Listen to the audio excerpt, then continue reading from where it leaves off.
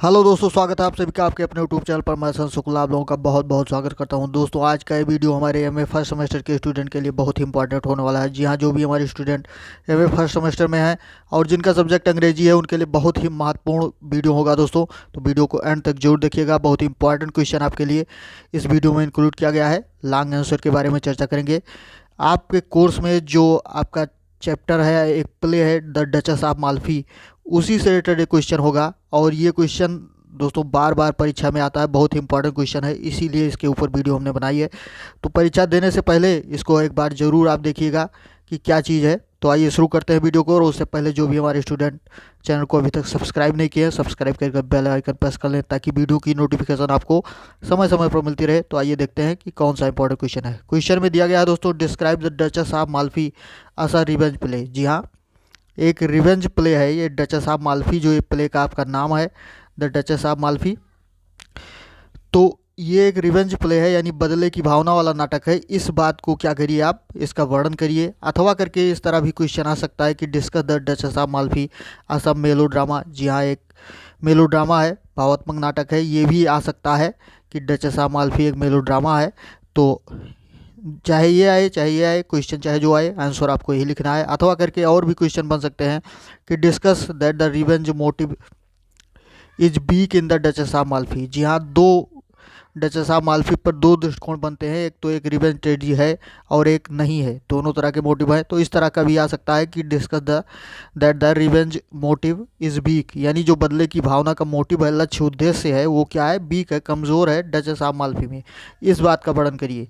तो चाहे duchess of Malfi revenge tragedy है या रिवेंज ट्रेजेडी नहीं है, इस तरह के कोई भी क्वेश्चन आते हैं, दोनों टॉपिक्स पर यहाँ पर आंसर में बताया गया है कि है और नहीं है, दोनों का पक्ष प्रस्तुत किया गया है। आंसर देखिए। इंट्रोडक्शन से शुरू करते हैं। परिचय देखिए कि the Duchess of Malfi is undoubtedly a great tragedy. जी हाँ, डचेस ऑफ माल्फी जो है निसंदेह रूप में एक महान त्रासदी है, ट्रेजेडी है, यानी दुखांत नाटक है। आगे देखते हैं। It is one of the finest tragedies outside the work of Shakespeare, यानी शेक्सपियर की रचनाओं के बाहर, द वर्क ऑफ शेक्सपियर यानी शेक्सपियर की रचनाओं के आउटसाइड यानी उसके बाहर, ये क्या है, it is one of the finest tragedies, यानी ये क्या है, बहुत अच्छी, यानी अच्छी ट्रेजेडियों में से एक है, यानी सबसे अच्छी ट्रेजेडीज जो लिखी गई हैं, दुखांत नाटक जो लिखे गए हैं, उनमें से एक है। यानी शेक्सपियर की रचनाओं के अतिरिक्त, यानी शेक्सपियर साहब ने तो बहुत सारे महान ट्रेजेडी लिखी हैं, ठीक है, हैमलेट हो गया और मैकबेथ है, ओथेलो है, किंग लियर है, बहुत सारे, जूलियस सीजर है, बहुत ट्रेजेडी जिन्होंने लिखी है।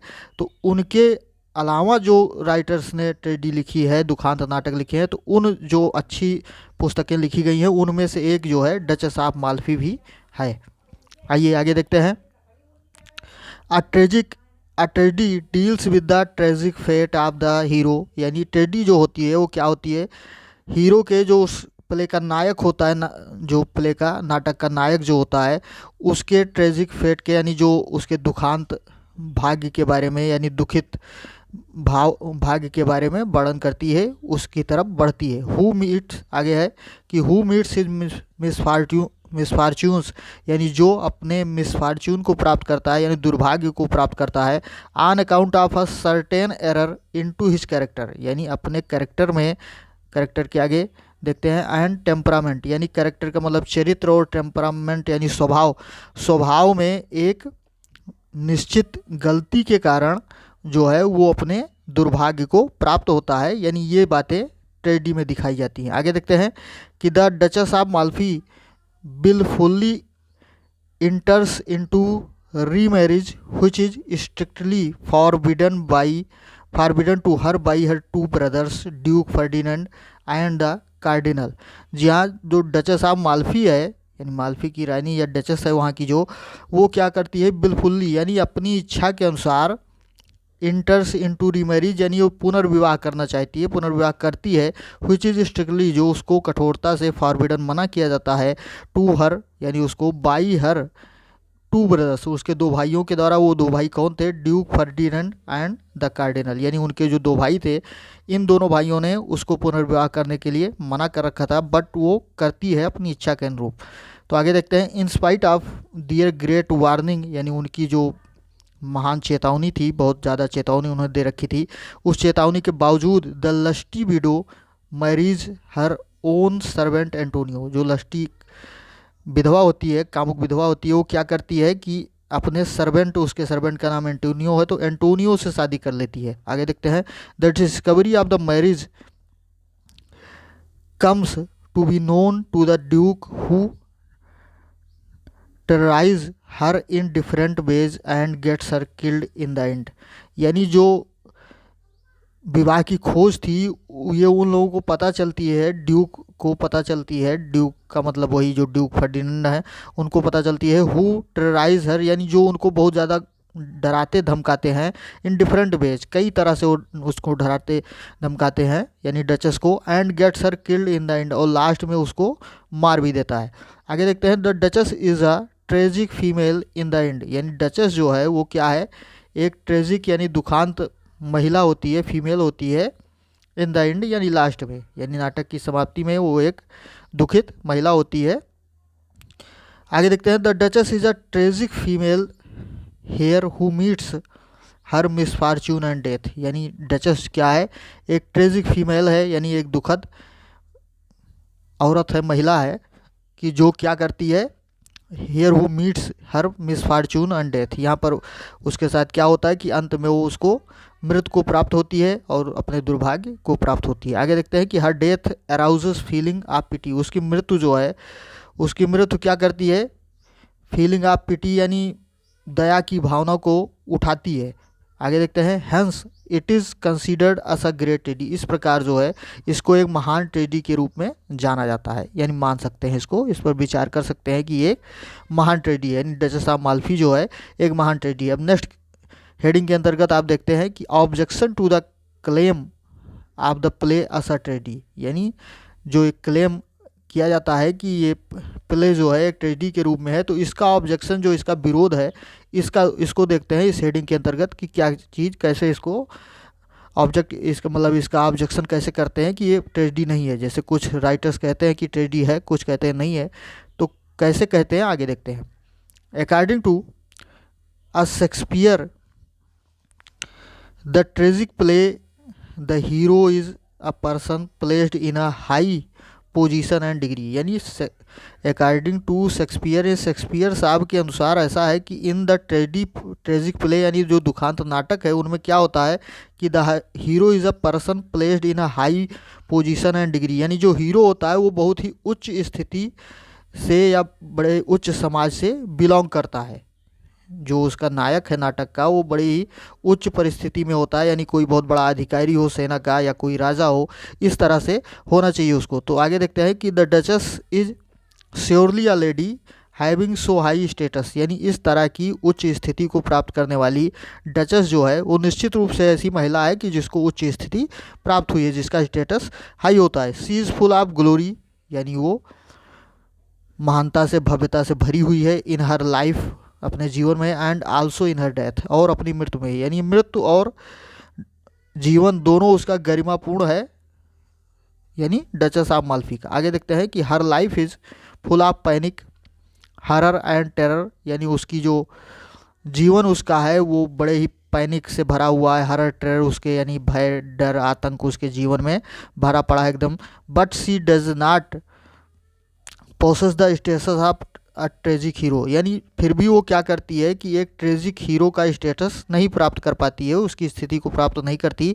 नार the fatal flaw in her character which may be treated as a strong error to bring about the fall of highly dignified lady, यानी और ना ही वो क्या करती है कि द फैटल फ्लो यानी भयावह तथ्य जो होते हैं इन हर कैरेक्टर, उसके मतलब कैरेक्टर में, उसके चरित्र में, विच में भी treated as a strong error, जिसको एक बहुत बड़ी घटना के रूप में माना जा सके, to bring about the fall of highly dignified lady, कि जो एक जो हाईली उच्च कोट की महिला है, उच्च मतलब गरिमापूर्ण महिला है, उसको मतलब उसके पतन के लिए जिम्मेदार हो सके, इस तरह का कोई उसके अंदर मतलब वीक पॉइंट जो है उसके कैरेक्टर का कोई वीक पॉइंट नहीं होता है।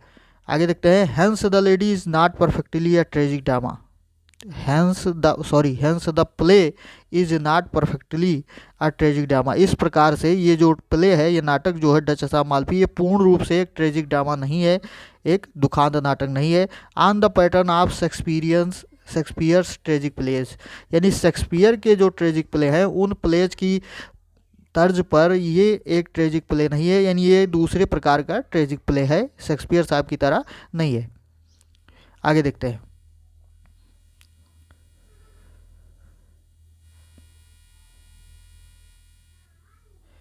नेक्स्ट हेडिंग के अंतर्गत देखते हैं दोस्तों कि the Duchess of Malfi us a revenge tragedy, यानी इस तरह से अगर देखा जाए कि डचेस ऑफ माल्फी एक रिवेंज ट्रेडी है, यानी एक बदले की भावना वाला नाटक है, तो इसके पक्ष में क्या चीज़ बता सकते हैं आप, ये चीज़ आगे देखते हैं कि आ रिवेंज ट्रेडी, यानी एक रिवेंज ट्रेडी में क्या होता है। इज अ ट्रेडी ऐसी ट्रेडी है in which the tragedy is brought about in pursuit and accomplishment of revenge, यानी जिसमें क्या होता है कि ट्रेजेडी जो दुखद स्थिति पैदा की जाती है वो किस तरह से लाई जाती है, अबाउट इन परस्यूट पीछा करने से, या बदला लेने की भावना को, बदला लेने की भावना जो होती है उसकी पूर्ति जो होती है, इस तरह से ट्रेजेडी को क्रिएट किया जाता है इस नाटक में। आगे देखते हैं कि the revenge tragedy was very popular, यानी बहुत ही लोकप्रिय थी। रिवेंज ट्रेजेडी जो था वो, मतलब जो दुखांत नाटक था उस समय बहुत ही पॉपुलर था। During the Elizabethan and Jacobian as, यानी एलिजाबेथन एज और जैकोबियन एज में, यानी उस युग में जो रिवेंज ट्रेजेडी थी वो बहुत ज़्यादा पॉपुलर थी, बहुत ज़्यादा फेमस थी। आगे देखते हैं द स्पेनिश ट्रेजेडी, यानी स्पेनिश जो ट्रेजेडी थी, स्पेन की tragedy, written by Thomas Kyd, जो थॉमस काइड के द्वारा लिखी गई थी। Was the first revenge tragedy written in the English language, जो अंग्रेजी भाषा में लिखी गई पहली जो है ट्रेजेडी थी। आगे देखते हैं कि the tragedies during the Elizabethan age were influenced by Seneca, यानी जो एलिजाबेथन युग जो है उस एज की जो ट्रेजेडीज थी वो किससे प्रभावित थी, इन्फ्लुएंस थी बाई सेनेका। सेनेका एक राइटर का नाम है दोस्तों। आगे देखते हैं कि द एंशिएंट रोमन ड्रामेटिस्ट, यानी प्राचीन रोमन ड्रामेटिस्ट जो थे, यानी रोम के नाटककार थे, रोम इटली के नाटककार सेनेका जो थे, उनसे प्रभावित नाटक हुआ करते थे। आगे देखते हैं पैटर्न ऑफ सेनेकन ट्रेजेडी, यानी सेनेका की ट्रेजेडी के जो पैटर्न है उसका तरीका जो है, आइए देखते हैं किस तरीके की रहती थी और किस तरह से ट्रेजेडी होनी चाहिए, ये सेनेका की ट्रेजेडी कैसे रहती थी। आगे देखते हैं in the tragedy of Seneca अब मर्डर टेक्स प्लेस, यानी सेनेका की ट्रेजेडी में क्या होता था कि अब मर्डर टेक प्लेस, यानी एक हत्या होती थी, एक हत्या होती थी, उसके आगे फिर कार्यक्रम, मतलब आगे की सीन बढ़ाई जाती थी। आगे देखते हैं आगे क्या होता था कि the ghost of the murderer person, यानी जो मृत व्यक्ति था जिसकी हत्या हो जाती थी उसका घोस्ट जो है, अर्थात उसका भूत जो है, appears to some close relation or friend of his relatives, यानी अपने कुछ जो नज़दीकी उसके रिलेटिव्स हैं, उसके रिश्तेदार या उसके मित्र जो होते हैं, उसके रिलेशन के कोई लोग होते हैं, तो उनके सामने अपीयर होता है, यानी प्रकट होता है। To give the knowledge of the murder which lives in obscurity, यानी हत्या के ज्ञान के बारे में उनको बताने के लिए आता है, जो अब तक एकदम गुमनामी में था, यानी जिसके बारे में कोई जानता नहीं था। यानी कई घटनाएं ऐसे होती हैं कि जिनका मर्डर हो जाए और किसी को पता ना चले कि किसने इनकी हत्या की है, तो इस तरह से ऐसे होता था सेनेका की ट्रेजेडी में। बाद में जब कोई नहीं जान पाता था तो उसी मर्डर पर्सन जो था, अर्थात मृत व्यक्ति जो था, तो उसी की आत्मा जो है, भूत जो है, वो आके अपने किसी रिलेटिव्स को बताता था। आगे होता था क्या, देखते हैं 3 नंबर पे। The ghost of the murder person assigns the task of revenge of his own murder to his nearest relation or favourite. जी हाँ, the ghost of the murder, यानी मर्डर पर्सन का, मृत व्यक्ति का जो घोस्ट होता, भूत होता था, एसाइन वो सौंपता था द टास्क ऑफ रिवेंज, यानी बदले का जो कार्य था वो सौंप देता था किसको, ऑफ हिज ओन मर्डर, यानी अपने मृत की बदले का जो कार्य था, टू हिज नियरेस्ट रिलेशन, यानी अपने नज़दीकी रिलेशन, रिश्तेदार को, आर फेवरेट या जिसको वो पसंद करता था उसको सौंप देता था। कहने का मतलब कि अपने मर्डर का बदला जो है उन लोगों के द्वारा वो लेना चाहता था। आगे देखते हैं point number 4। The revenge is considered to be a pious duty, यानी रिवेंज को एक क्या माना जाता था, एक पायस ड्यूटी, यानी एक पवित्र कर्तव्य के रूप में माना जाता था।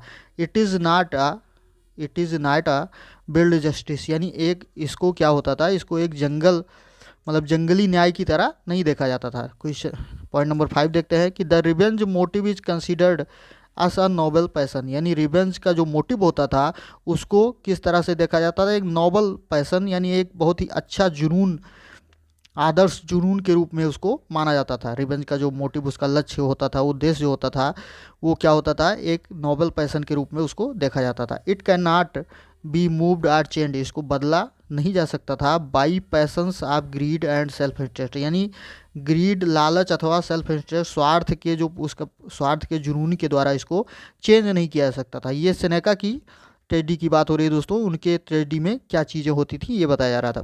पॉइंट नंबर 6 में देखते हैं कि देयर इज सिंपैथी, सहानुभूत होती थी, फॉर द एवेंजर, यानी जो बदला लेने वाला है उसके लिए सहानुभूत होती थी, who is mad after the revenge through and through, यानी वो क्या होता था बदला लेने से, मतलब बदला लेने के कारण वो एकदम उसके लिए क्या होता था, एकदम मैड हो जाता था, पागल हो जाता था, पागल की तरह हो जाता था। तो ये सारी उसके प्रति मतलब सहानुभूति विकसित होती थी समाज में, या उस नाटक में ऐसा विकसित किया जाता था। तो ये सारे पॉइंट थे जो सेनेका की ट्रेडी में थे और जो बाद के जो राइटर थे उनको फॉलो करते थे। अब आगे देखते हैं, the Duchess of Malfi is not a revenge drama, duchess of Malfi को एक रिवेंज ड्रामा के रूप में ना देखा जाए, तो एक रिवेंज ड्रामा के रूप में ना माने या एक रिवेंज ड्रामा नहीं है। इस पॉइंट के अंतर्गत देखते हैं, इस हेडिंग के अंतर्गत कि क्या आप तर्क दे सकते हैं इसमें कि अगर उसको रिवेंज ड्रामा नहीं मानते हैं या रिवेंज ड्रामा नहीं है डचेस ऑफ माल्फी, तो कैसे नहीं है इसको आप बताते हैं। इस के अंतर्गत देखते हैं कि Duchess of Malfi is not a revenge play on the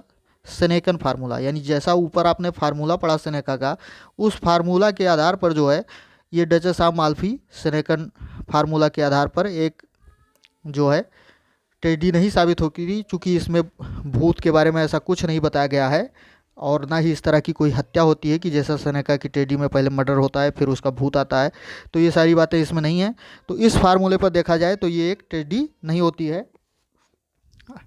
अब आगे देखते हैं, पॉइंट दिया गया है पॉइंट नंबर 1 के अंतर्गत देखते हैं कि there is no murder in the Duchess of Malfi, जी हाँ वही बात कि डचेस ऑफ माल्फी में कोई हत्या नहीं होती इस तरह की कुछ। पॉइंट नंबर 2 देखते हैं, the revenge is not pious duty in Duchess of Malfi, यानी रिवेंज को पायस ड्यूटी, पवित्र कर्तव्य के रूप में डचेस ऑफ माल्फी में नहीं स्थान दिया गया है, नहीं जगह दी गई है।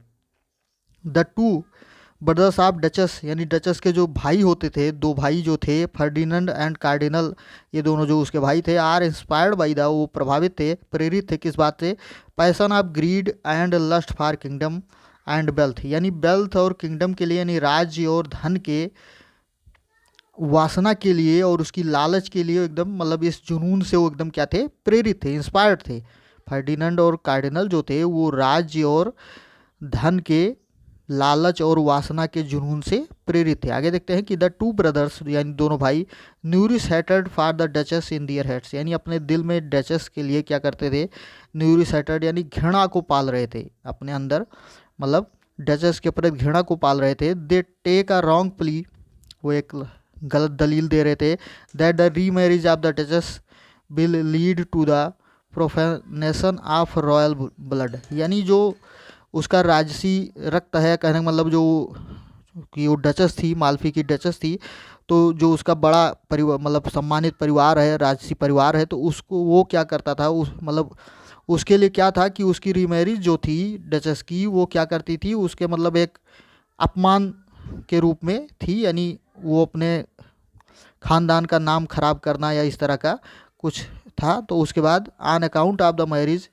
मैरिज के कारण जो है ऑफ द डचस, यानी डचस की मैरिज के कारण भी था, पर्सन ऑफ लो ब्रीड, जी हाँ लो ब्रीड, जो लो कास्ट का, निम्न जाति का जो पर्सन था उससे शादी करना। एंटोनियो चूंकि उसका सर्वेंट था जिससे उसने शादी की थी डचस ने, तो उसके साथ शादी करना एक धब्बे, एक कलंक के रूप में, यानी मतलब खानदान के सम्मान को मतलब हानि पहुंचाना, इस तरह का वो समझते थे।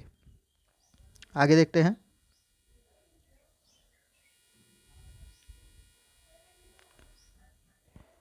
तीसरा पॉइंट इसमें है दोस्तों कि इन द रिवेंज ट्रेडी, यानी रिवेंज ट्रेडी में क्या चीज़ होता है कि there is piling up of crude physical horror upon horror's head and melodramatic terrors. यानी रिवेंज ट्रेडी में क्या चीज़ है कि there is piling up of crude physical relation, यानी अपरिष्कृत जो भौतिक हरर होता है, भयावह मतलब भय होता है, अपान हरर्स हेड यानी भय के सिर पर, और मेलोड्रामेटिक यानी जो भावात्मक नाटकीय टेरर्स हैं, भय हैं, उनके मतलब एक उसके ऊपर जो है, उसके सर के ऊपर सवार रहने की तरह, मतलब इस तरह से जो फिजिकल हरर होता है, मतलब नाटक में वो हमेशा इस तरह से कायम रहता है। कहने का मतलब ये बात समझाने की कोशिश की जा रही है कि नाटक में वो हमेशा इस तरह से भय जो है वो हमेशा बरकरार रहता है। आगे देखते हैं कि these terror are intensified by the repeated appearance of the ghost, यानी ये टेरर जो है बार बार भूत के अपीरियंस से, यानी रिपीटेड कहने मतलब बार बार भूत की उपस्थिति के कारण ये और बढ़ जाता है। बार बार उसका प्रेजेंट होना भूत का, यानी नाटक के अंदर बार बार आना, उसका बढ़न होना, तो ये चीज़ क्या था, भय को और बढ़ावा देता था। इन डचेस ऑफ माल्फी, यानी डचेस ऑफ माल्फी में there is direct and free exploitation of crude physical horror, यानी डचेस ऑफ माल्फी में क्या हुआ है कि डायरेक्ट एंड फ्री यानी प्रत्यक्ष और स्वतंत्र रूप से एक्सप्लॉयटेशन शोषण हुआ है आप क्रूड फिजिकल हरर्स, यानी जो मतलब एक परिष्कृत जो फिजिकल अपरिष्कृत फिजिकल हरर मतलब भौतिक भय है, आतंक है, उसका क्या हुआ है, शोषण हुआ है। आगे देखते हैं there is dance of mad man before the Duchess, यानी क्या होता है उसमें कि जो पागल व्यक्ति है उस मतलब वो क्या करता है, डचेस के सामने जो है नाचता है। ये दृश्य दिखाया गया कि वहाँ पर एक डांस का दृश्य दिखाया गया है, जो पागल व्यक्ति डचेस के सामने नाचता है। आगे देखते हैं a mad man's head is presented to Duchess, यानी एक पागल व्यक्ति का वो डेड मैन का अर्थात एक मृत व्यक्ति का हेड जो है सिर मतलब सिर जो है वो डचेस को प्रेजेंट किया जाता है, गिफ्ट में उपहार में दिया जाता है, उसके सामने प्रस्तुत किया जाता है। द बैक्स फिगर यानी मोम का जो फिगर है of her husband and her children, यानी उसके बच्चों, उसके पति तथा उसके बच्चों का मोम का जो पुतला है आप कह सकते हैं कि आर प्रेजेंटेड, उसको प्रेजेंट किया जाता है, भेंट किया जाता है टू द डचेस, डचेस को, टू मेक हर फील, उसको एहसास कराने के लिए कि that are no more alive, कि अब वो जीवित नहीं है। आगे further they are the scenes of tomb maker, यानी टोम मेकर कहने का मतलब कि जो मकबरा बनाने वाले हैं।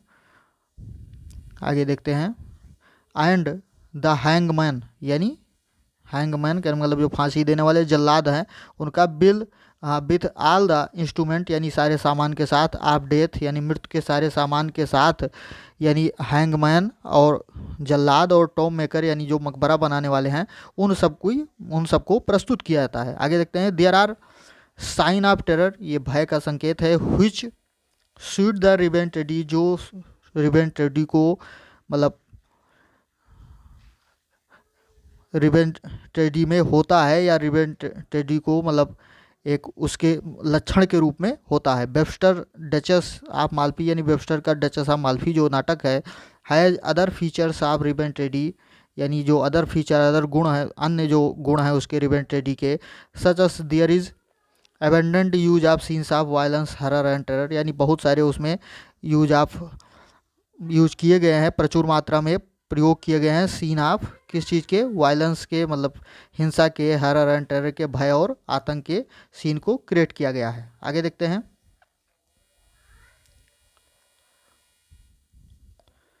Some qualities of revenge drama in the Duchess of Malfi, यानी डचेस ऑफ माल्फी में कुछ रिवेंज ड्रामा की क्वालिटीज जो हैं, उनके गुण जो हैं, इसको आप देखते हैं। इस शेडिंग के अंतर्गत क्या चीज़ आप बता सकते हैं कि in the revenge tragedy the prominent role is assigned to a rascally servant known as malcontent, यानी जो रिवेंज इसमें जो है रिवेंज ट्रेडी में क्या है, क्या होता है कि the prominent role as assigned to a rascally servant, यानी एक जो मतलब बदमाश नौकर के द्वारा जो है वो जो प्रमुख भूमिका जो की जाती है, नोन अस माल कंटेंट, यानी माल कंटेंट के रूप में जिसको जानते हैं। He is villain much us in pattern of Machiavelli, यानी मैकियावेली जो एक बहुत बड़े राजनीतिज्ञ और राइटर थे, तो उनके पैटर्न पर ये एकदम से खरा उतरता है। Who is given to over thinking and satire, की जिसको दिया जाता है क्या, बहुत ज़्यादा सोच और सटायर यानी व्यंग की भावना से उसको परिपूरित रखा जाता है, यानी उसके कैरेक्टर में ये सारी चीज़ों को दिखाया गया है। आगे देखते हैं कमेंट्स। अब लास्ट में आप कमेंट या कंक्लूजन के रूप में हेडिंग बना के आप लिख सकते हैं। तो देखिए कमेंट में क्या चीज़ दिया गया है कि in the Duchess of Malfi Bosola is a mall content, यानी बोसोला जो है एक विद्रोही या माल कंटेंट के रूप में, एक विलन के रूप में बताया गया है बोसोला को डचेस ऑफ माल्फी में। In the pattern of Machiavelli, यानी मैकियावेली के तौर तरीके से ही इज अ रास्कल, यानी वो एक बदमाश है। He indulges in reflections and satire comments of life, वो क्या करता है, यानी वो उससे परिपूर्ण होता है किस चीज़ से, रिफ्लेक्शन यानी प्रतिबिंब, एंड सटायर कमेंट यानी जो व्यंग्यात्मक कमेंट हैं, टिप्पणी है ऑफ लाइफ, यानी जीवन के व्यंग्यात्मक टिप्पणी और जीवन के प्रतिबिंब से वो हमेशा ग्रसित रहता है, यानी इस चीज़ को अपने अंदर उत्पन्न करता है। वो ये उसकी क्वालिटी होती है कैरेक्टर की, ये चीज़ विकसित करता है अपने कैरेक्टर में। The end of the Elizabethan रिवेंटेडी, यानी एलिजाबेथन की रिवेंटेडी जो है, एलिजाबेथन युग की जो रिवेंटेडी यानी बदला लेने वाला जो नाटक है, उसके एंड में क्या होता है कि present scene of a number of death, यानी मृत्यु के बहुत सारी डेथ की जो सीन है, दृश्य जो है, उसको प्रेजेंट किया जाता है, प्रस्तुत किया जाता है। And the stage is covered with dead body, और स्टेज जो है वो एकदम डेड बॉडी से भर जाता है, यानी ढक जाता है। इस तरह से आप कह सकते हैं कि हैमलेट इज रिवेंटेडी, हैमलेट क्या है, एक रिवेंटेडी है। In the final scene there is the murder of the queen, यानी फाइनल दृश्य में अंतिम दृश्य में क्या होता है कि मर्डर ऑफ द क्वीन, यानी रानी की मृत्यु होती है, द किंग की अर्थात राजा की हत्या होती है, हैमलेट की हत्या होती है, और लैक्रेट्स की हत्या होती है, यानी इन सब की हत्या को लास्ट में दिखाया जाता है। The stage is covered with dead bodies, यानी स्टेज जो है, जो मंच है, वो पूरा मंच एकदम डेड बॉडी से ढक जाता है, यानी मृत शरीर से ढक जाता है। Similar in the case with the Duchess of Malfi, ठीक इसी तरह का केस जो है वो डचेस ऑफ माल्फी में भी इस तरह का दृश्य देखने को मिलता है, उसी तरह ये भी है। लाइक ओफेलियाज डेथ इन हैमलेट, की जैसा कि ओफेलिया की मृत्यु हैमलेट में होती है, the death of the duchess is followed by many other deaths, इसी तरह डचेस की मृत्यु के बाद जो है बहुत सारी मृत्यु जो है होना शुरू हो जाती हैं। Such as the murder of Antonio, की जैसा कि उसके बाद क्या होता है, एंटोनियो का मर्डर होता है, एंटोनियो की हत्या होती है। उसके बाद द मर्डर ऑफ फर्डिनेंड की हत्या होती है, एंड हिज ब्रदर, और उसके भाई द कार्डिनर, इसकी भी हत्या हो जाती है। एंड मर्डर ऑफ बोसोला अर्थात जो विलन है उसकी भी हत्या हो जाती है। But the scene of horror appears when the wax figure of Antonio and the children of the Duchess are shown to the Duchess, यानी ये भयावह दृश्य जो है ये तब उपस्थित होता है कि जब द बैक्स फिगर, यानी जो मोम का पुतला है, of Antonio and the children, यानी एंटोनियो और उसके बच्चों का, हाँ चिल्ड्रन ऑफ द डचेस यानी डचेस के बच्चों का, और एंटोनियो का, are shown to the Duchess को दिखाया जाता है। उसके बाद the duchess is a figure of beauty, यानी डचेस क्या थी, एक मतलब डचेस है एक सुंदरता की मूर्ति के रूप में आप कह सकते हैं कि सुंदरता की मूर्ति है। सी इज डिस्टर्ब, वो डिस्टर्ब हो जाती है, परेशान होती है। व्हेन द मैड मैन, यानी जो पागल व्यक्ति हैं, are let loose upon her, उन पर छोड़ दिए जाते हैं, तो क्या होती है, मतलब डिस्टर्ब होती है इससे। They disturb the sleep of the Duchess and give her mental torture, यानी वो क्या करते हैं, यानी पागल व्यक्ति क्या करते हैं कि उसकी नींद को बाधित करते हैं और फिर उसको मेंटल टार्चर यानी मानसिक टार्चर उसको देते हैं डचेस को। Bosola इंटर्स in the duchess room, Bosola क्या करता है, डचेस के कमरे में प्रवेश करता है। Bosola enters with executioners a coffin cords and a bell, यानी बोसोला जो है तमाम तरह के सामान लेकर के, यानी ताबूत, तार और घंटी, ये सारी चीज़ें लेके उसके डचेस के रूम में प्रवेश करता है। आगे देखते हैं कि डचेस स्टेंगल्ड टू डेथ, यानी डचेस की गला दबा करके हत्या कर दी जाती है। यानी बोसोला जो है वो डचेस की गला दबा के हत्या कर देता है। Cariola also meets the same fate, यानी कैरियोला को भी यही मतलब सेम उसका भी यही हश्र होता है। इस तरह आप कह सकते हैं कि उसका भी यही हश्र होता है। In this way there is a series of death, यानी इस तरह से मौत की एक श्रृंखला सी, यानी सीरीज श्रृंखला सी लग जाती है। इन द फाइनल एक्ट, यानी अंतिम अंक में, there is more horror and terror, यानी बहुत ज़्यादा भय और आतंक को दिखाया गया है, प्रस्तुत किया गया है। Ferdinand suffers the shock of the death of his young sister, यानी फर्डिनेंड जो है वो अपनी छोटी बहन की मृत्यु पर क्या होता है, बहुत ज़्यादा शॉक हो जाता है, बहुत ज़्यादा दुखी हो जाता है। He finds himself guilty of crime and sin, वो अपने आप को इसका अपराधी पाता है, मतलब क्राइम यानी जो अपराध और पाप है, सिन है, इसका वो क्या करता है, अपने आप को दोषी पाता है, गिल्टी पाता है। Bosola does not get the reward of the murder of the Duchess, यानी बोसोला जो है वो जो डचेस की हत्या का जो रिवार्ड, उसको पुरस्कार मिलना था फ्रॉम द कार्डिनल, यानी कार्डिनल से, उसको नहीं पाता है। सो ही किल्स द कार्डिनल, इसलिए वो क्या करता है, कार्डिनल को भी मार देता है। Ferdinand kills Bosola, Ferdinand Bosola को मारता है।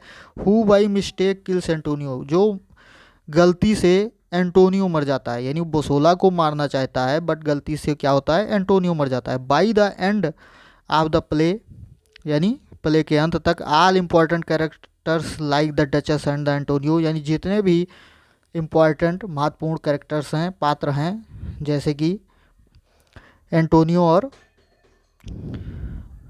हाँ यहाँ देखते हैं कि हाँ डचेस एंड एंटोनियो, यानी एंटोनियो और डचेस कंबाइन इकट्ठे कर दिए जाते हैं। Ferdinand and the cardinal combine, and Ferdinand और कार्डिनल को इकट्ठा किया जाता है। Only survive the children of the duchess, केवल जिंदा रहते हैं डचेस के बच्चे ही केवल जिंदा रहते हैं। Bosola and Julia are murder one by one, यानी एक एक करके बोसोला और जूलिया की भी हत्या हो जाती है। The scene of horror and terror, यानी भय और आतंक का जो दृश्य है, are carried to such an extreme height, यानी इतनी उच्च मतलब इतना ज़्यादा स्तर तक दिखाया जाता है कि the stage is full of blood, की स्टेज जो है मतलब ब्लड से एकदम खून से लथपथ हो जाता है, भरा हुआ दिखाई पड़ता है। तो ये इंपॉर्टेंट क्वेश्चन था दोस्तों, जो डचेस ऑफ माल्फी से रिलेटेड था, लॉन्ग आंसर था।